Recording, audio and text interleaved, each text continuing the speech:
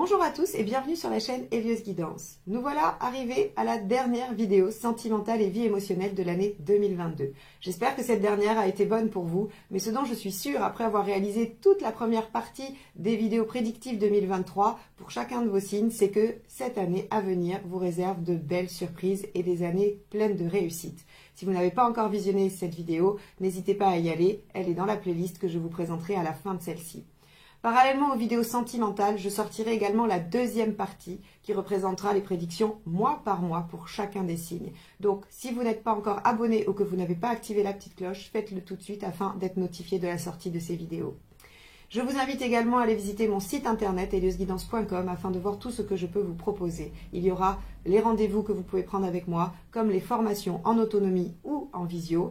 Et il y aura également la proposition du bon cadeau de Noël que j'ai sorti pour le mois de décembre.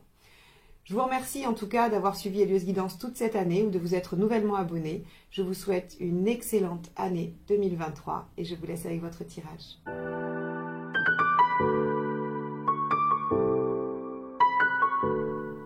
Les lions, allons-y. On va voir quel est l'arcane majeur qui va dominer votre tirage relationnel. Et dans un deuxième temps, on ira voir le tirage de vie émotionnelle pour les célibataires et les personnes en recherche dans ce domaine. Là, on va aller voir ce qui peut se passer dans toute relation affective, que ce soit amicale, familiale ou bien sûr amoureuse, que vous soyez ou non avec la personne.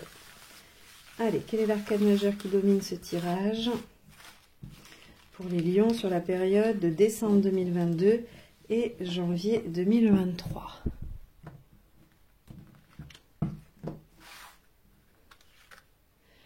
La justice. Ok. Avec la justice, on met de l'ordre, on trie, on se fait entendre. La justice, elle prend des décisions, elle tranche, elle décide, vraiment. Donc, on va aller voir comment cet arcane majeur colore votre tirage. On va commencer avec l'état d'esprit du partenaire.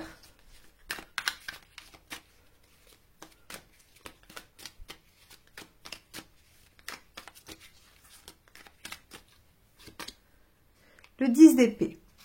Alors le 10 d'épée, c'est une carte qui nous dit que le partenaire veut en finir avec une situation douloureuse, avec quelque chose qui fait souffrir. Le 10 d'épée, c'est vraiment une carte de soulagement, en tout cas de souhait de soulagement. Parce que soit il y a une situation qui fait souffrir depuis longtemps, soit c'est plus récent, mais quoi qu'il en soit, il y a cette dimension de pouvoir en finir avec la souffrance pour démarrer quelque chose de neuf, quelque chose de plus doux en tout cas et de moins souffrant. Ok, alors on va aller voir votre état d'esprit à vous.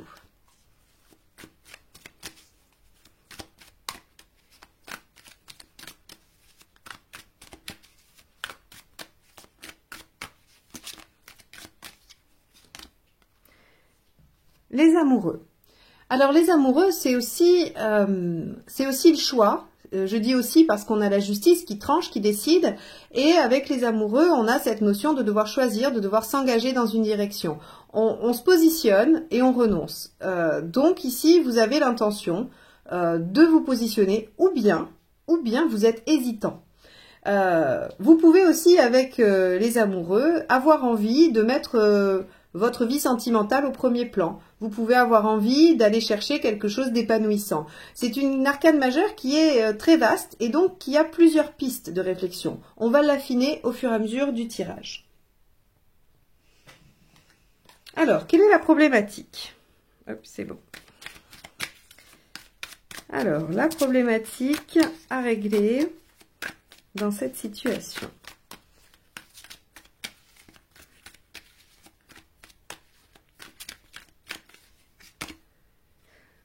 La grande prêtresse. Alors avec la grande prêtresse, la problématique, ça peut être la lenteur, les non-dits, les secrets.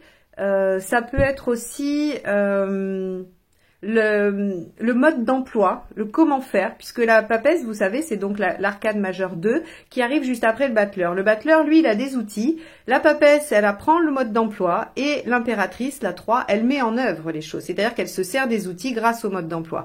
Donc ici, la papesse, en fait, finalement, elle peut nous parler d'une difficulté à comprendre, d'une difficulté à savoir ou de ne pas savoir, justement.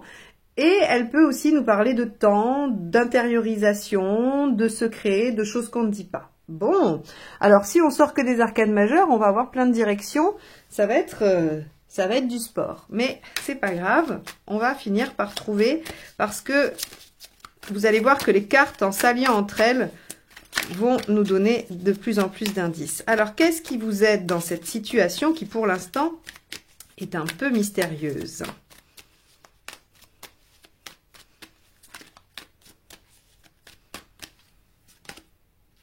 Le 6 d'épée.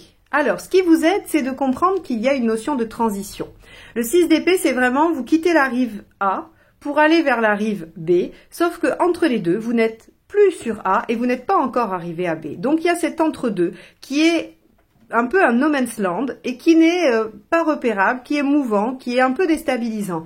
Et ce qui vous aide, c'est de comprendre que vous êtes dans cette transition, que vous êtes en train d'aller de l'un à l'autre. Et donc forcément, il n'y a pas de stabilité, il n'y a pas de vérité. Et c'est peut-être pour ça que le problème aussi, c'est la grande prêtresse, c'est le fait de savoir. C'est comment on fait dans ce moment-là, comment on fait dans cette partie de l'entre-deux. Il n'y a peut-être pas de mode d'emploi et c'est peut-être ce qui crée un peu la problématique. On va aller voir plus loin, on va aller voir ce qui ne vous aide pas.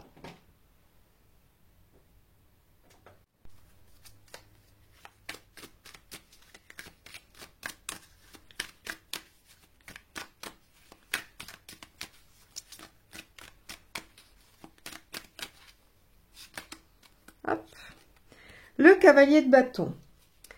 Alors, le cavalier de bâton, quand il est mal aspecté, il se précipite, il va trop vite. Il est plein de fougue, il est plein d'enthousiasme, mais là, ça le dessert pas en négatif. C'est-à-dire que il aurait tendance à mettre un peu la charrue avant les bœufs et de se laisser aussi emporter par ses émotions. Donc très clairement, ici, ce qu'on vous dit, ce qu'on vous explique, c'est que il y a peut-être des choses qui sont pas sues, pas comprises, mais c'est normal parce que c'est vraiment dans une période de transition d'entre-deux. Et donc se précipiter ou se laisser emporter ne serait pas la solution.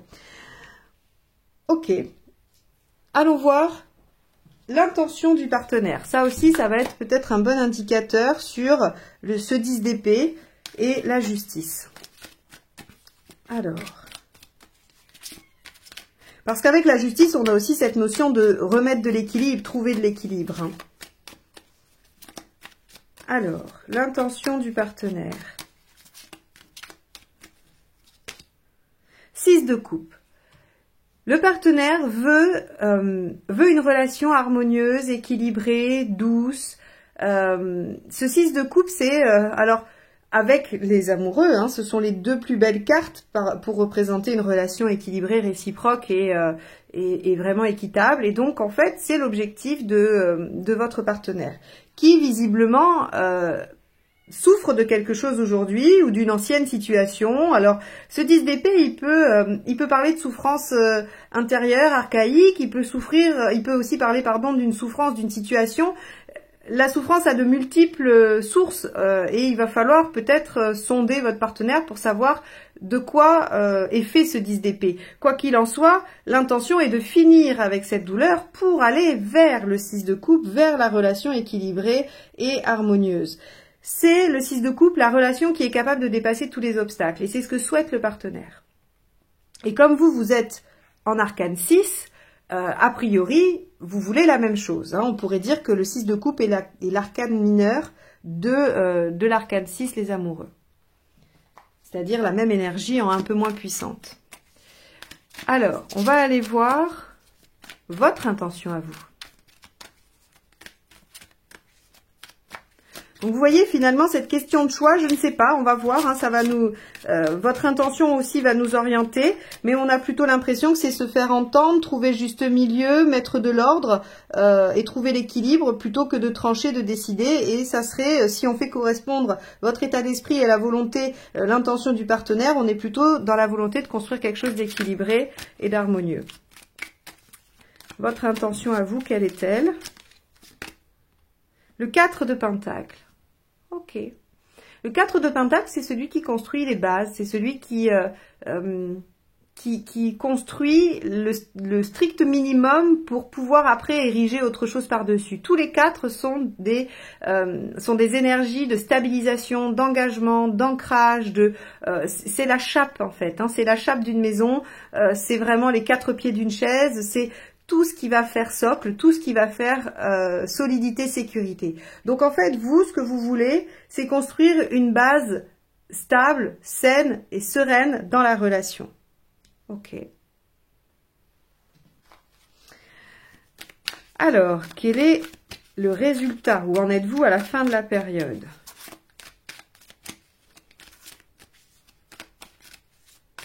Hop, bon, bah, je crois que ce sera celle-ci, hein. Reine de bâton. Alors, c'est assez intéressant parce que la reine de bâton, ce qu'elle nous dit, et cette carte vous concerne tous les deux, elle nous dit que vous êtes en capacité de reconnaître vos besoins essentiels, vos besoins non négociables, et de les exprimer avec assertivité, douceur, respect. Et ils sont, par le fait, entendus, acceptés, et normalement, avec la reine de bâton, ils sont comblés. Donc le résultat, c'est que vous devriez trouver, l'un et l'autre, un terrain d'entente, et finalement, ce mode d'emploi. Ce mode d'emploi, ici, dans cette transition, visiblement, elle n'est pas terminée, cette transition, parce qu'ici, on n'a pas du tout de carte qui nous indique un aboutissement, une réalisation, une fin, ou quelque chose qui arrive au bout. Donc, il semblerait que vous êtes toujours dans cette transition, dans ce 6 d'épée, mais que chacun arrive à exprimer ses propres besoins et à les faire valoir. Ok, on va aller voir les conseils et on fera la synthèse après.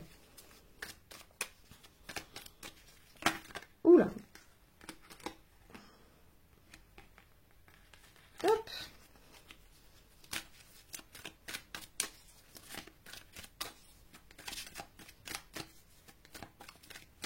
Alors, premier conseil, décidément.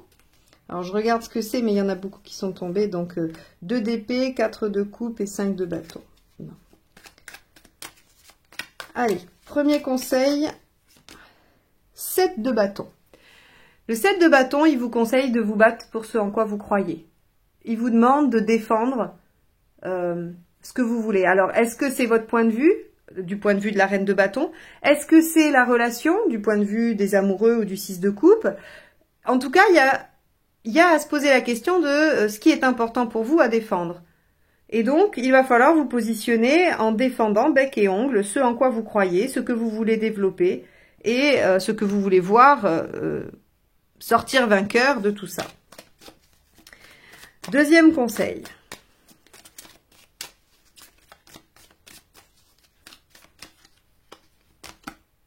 Roi de Pentacle. Intéressant. Le Roi de Pentacle, lui, il vit du détachement. Pour comprendre le sens de cette carte-là dans les conseils, c'est qu'en fait, le Roi de Pentacle, il a passé toutes les étapes, il a construit les choses, il est arrivé à une situation très confortable, rassurante, pleine de sécurité. Et il y est arrivé parce qu'il a su mettre en place ses compétences. Et donc aujourd'hui, le Roi de Pentacle, il sait qu'il a tout ce qu'il faut pour construire ce qu'il a construit. Et donc si ça devait s'écrouler, il serait en capacité de le reconstruire. C'est pour ça qu'il est détaché, c'est pour ça qu'il met peu d'importance dans les choses concrètes. Donc ici, on vous dit sur un point de vue sentimental, relationnel et émotionnel, le Roi de Pentacle, c'est le fait de se détacher, de n'y mettre pas tant d'importance que ça. Il y a de toute façon cette compétence, cette capacité à faire les choses, à les mettre en œuvre. Et donc, peut-être qu'il y a un peu plus d'insouciance et de légèreté à mettre dans cette situation. Ok. Dernier conseil.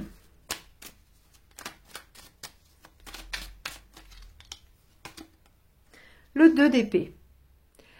Le 2 d'épée, c'est réfléchissez. Alors, ça peut être la mineure de la grande prêtresse, hein, ici. Voilà, ça peut être ces deux énergies qui sont assez similaires, puisque l'épée, c'est le mental. Le 2, c'est le temps de pause, la réflexion, le fait d'élaborer ce qu'on va faire. Hein, c'est-à-dire que c'est avant le 3. Le 3, on passe à l'action, il y a quelque chose qui émerge, alors que le 2, c'est vraiment, je pose les bases, je fais des choix, je réfléchis, j'alimente en fait intellectuellement la future action que je vais mener.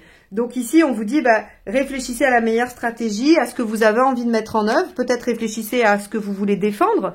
Réfléchissez à ce à quoi vous devez être moins attaché. Réfléchissez à ce que vous devez affirmer. Réfléchissez aux choix que vous devez faire, à ce que vous voulez vraiment dans cette relation. Et aussi à ce qui est important pour ce 4 de Pentacle. En fait, ce 2 d'épée, il peut aller toucher n'importe quelle carte de ce jeu. Et on vous dit bien, de toute façon, que le partenaire veut en finir avec quelque chose pour aller vers une relation épanouissante, sereine, équilibrée, réciproque, vraiment qui amène à cette réalisation, à ce sentiment de bien-être affectif.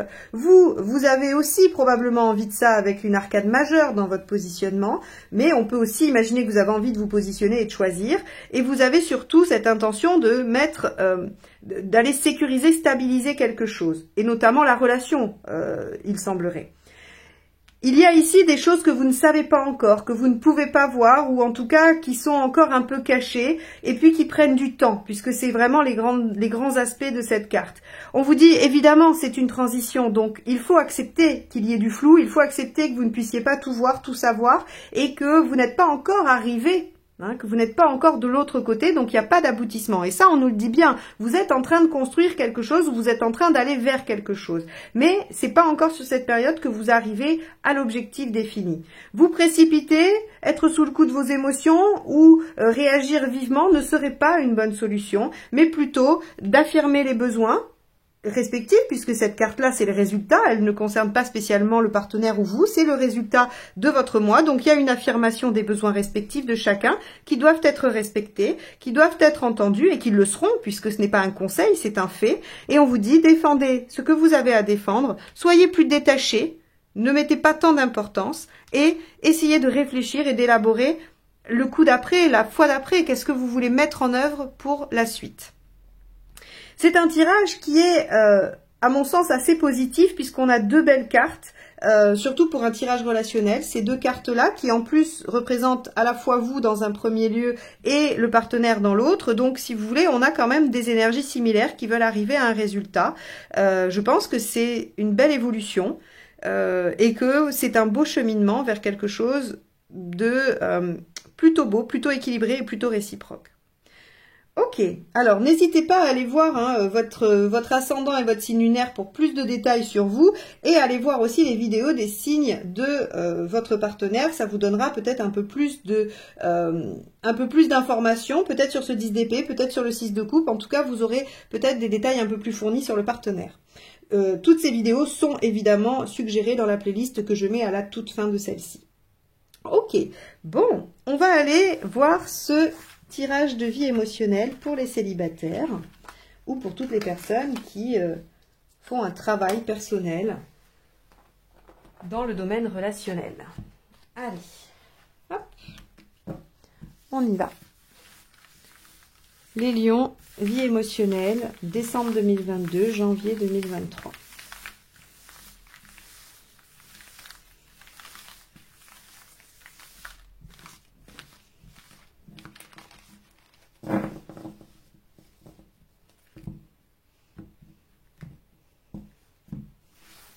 Alors, quel est votre état d'esprit? Le monde inversé. Alors, je vous la montre à l'endroit parce qu'elle est très belle.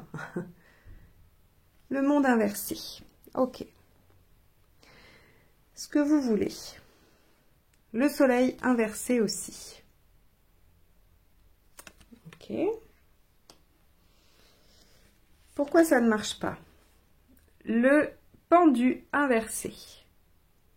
Je vous la mets à l'endroit aussi. Hop.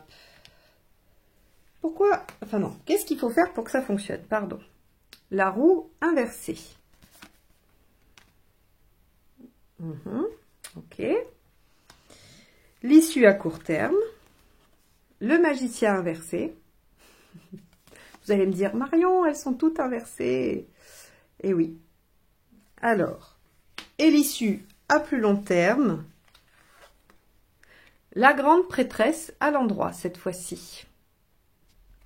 Ok, allez, on va agencer ça et se plonger dans l'analyse.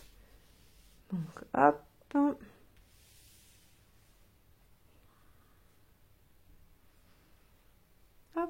là.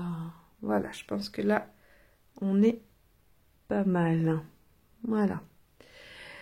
Alors, vous avez en état d'esprit le monde inversé. Le monde inversé, il nous dit que vous avez envie d'avoir un retour sur vous-même, de revenir un peu à l'essentiel. Le monde inversé, c'est pas l'échec ou la non-réussite, c'est l'expansion à l'endroit. Donc en fait, c'est le mouvement inverse. C'est vraiment l'introversion quand c'est à l'envers. Donc, vous avez envie de vous recentrer sur vous et sur votre petit monde, sur les gens qu'il y a autour de vous, ou en tout cas sur votre sphère vraiment très privée.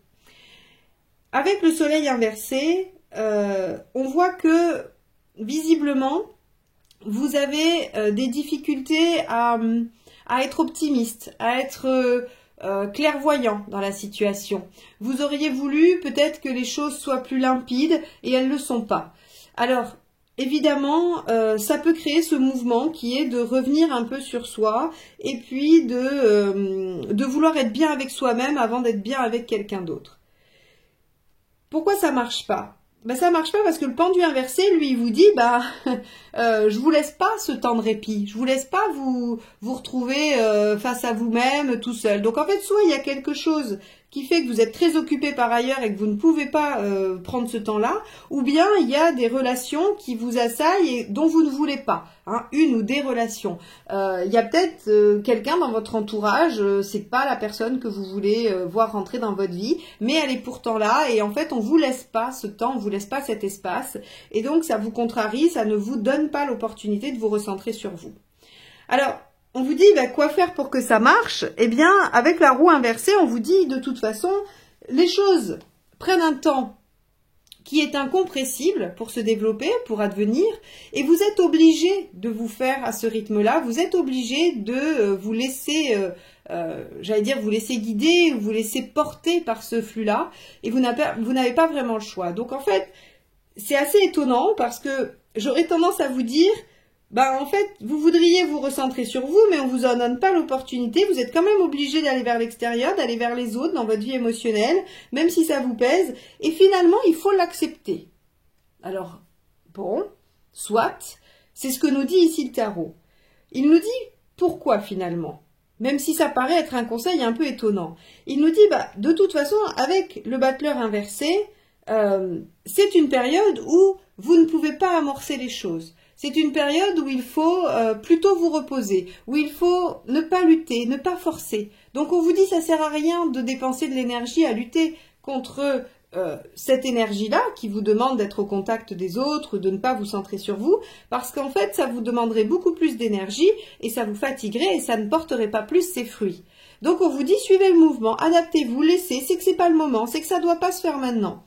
Et on vous dit après, qu'à plus long terme, avec la grande prêtresse, eh bien, le temps de la compréhension, le temps de l'intériorisation, le temps de cette écoute intérieure vient en fin de période, donc plutôt sur le mois de janvier. Alors ici, bien sûr, vu que c'est décembre-janvier, j'ai un peu envie de vous dire, vous êtes un petit peu embêté avec ces histoires de fêtes de fin d'année, peut-être. Il va falloir vous confronter aux autres, il va falloir aller discuter, raconter votre vie, on va vous poser des questions. Il y a peut-être ces sollicitations-là qui vraiment vous donnent pas envie et vous dit je préférerais me replier sur moi, mais on vous dit non, il faut pas vous laisser happer par ça parce qu'en fait ça vous videra beaucoup plus de votre énergie que de vous laisser porter et de suivre le mouvement. Vous avez besoin de ne pas être en lutte, de ne pas être en réaction. Donc laissez les choses se faire de façon fluide et vous verrez que ce temps auquel vous aspirez de réflexion et de recherche par rapport à votre vie émotionnelle, il viendra après. Alors évidemment, là, sur ce tirage des célibataires, j'ai envie de vous dire que je suis navrée, je ne vois pas de rencontres possibles sur cette période, mais j'ai un peu la sensation que cette période, elle est un préliminaire nécessaire à une future rencontre. Parce que de toute façon, on a une résistance, on a une volonté de repli sur soi, et donc ça ne peut pas fonctionner maintenant non plus. Vous voyez? Donc, c'est vraiment, j'ai envie de vous dire, quoi que vous ayez envie, ça peut pas fonctionner. On a l'intention, alors quand je dis on, je me mets pas dedans parce que moi je vous le souhaite pas, mais je veux dire, l'univers, les énergies, peu importe comment vous les appelez, ont l'intention de vous contrarier sur ce mois de décembre. elles ne veulent pas vous laisser vivre ce que vous avez à vivre sur le plan émotionnel. Il y a forcément une leçon à en tirer, il y a forcément une expérience à faire et c'est pour ça que le conseil, c'est la roue inversée, c'est laissez-vous porter, laissez-vous vraiment flotter dans ce flot qui doit vous amener quelque part qui vous permettra de vous reconnecter à vous et d'avoir les réponses intérieures plus tard. C'est un grand mystère, ce tirage. J'aurais préféré vous dire, ouais, super, il y aura une rencontre en décembre, un bel épanouissement en janvier. Mais là, on vous dit vraiment que les énergies ne veulent pas vous laisser faire ce que vous avez envie de faire et que vous êtes obligé de vous y adapter. C'est une épreuve de vie, c'est un passage obligatoire. Et à mon avis, vu qu'on a ici le battleur inversé, la grande prêtresse, je pense que on a en suivant l'impératrice qui, elle, pourra reprendre le dessus et mener les choses telles qu'elle l'entend. Et donc, il y aura aussi une possibilité de concrétisation dans une rencontre, mais plutôt sur le début de l'année prochaine, février ou un peu plus tard. Voilà pour vous les lions. J'espère que ce tirage vous aura permis de mieux comprendre ce que vous traversez, de mieux l'appréhender et de mieux le vivre surtout, parce que mes tirages n'ont vraiment que cet objectif-là, c'est de vous apporter matière à réflexion et des pistes pour comprendre ce qui se passe pour vous. Donc, n'hésitez pas à commenter, liker et partager. N'hésitez pas non plus à aller voir la vidéo de votre signe ascendant et de votre signe lunaire qui vous apportera aussi des éléments complémentaires à ce tirage-là et qui vous permettra peut-être de nuancer selon vos signes ascendants et lunaire. Donc je mets, vous devriez voir apparaître là incessamment sous peu les propositions de playlist l'année 2023 et décembre dans lesquelles vous trouverez tous les autres signes. Je vous remercie de m'avoir écouté jusque-là. Je vous souhaite une belle fin d'année 2022 et un bon début d'année 2023. Et je vous dis à très vite pour de nouvelles guidances. Bye bye.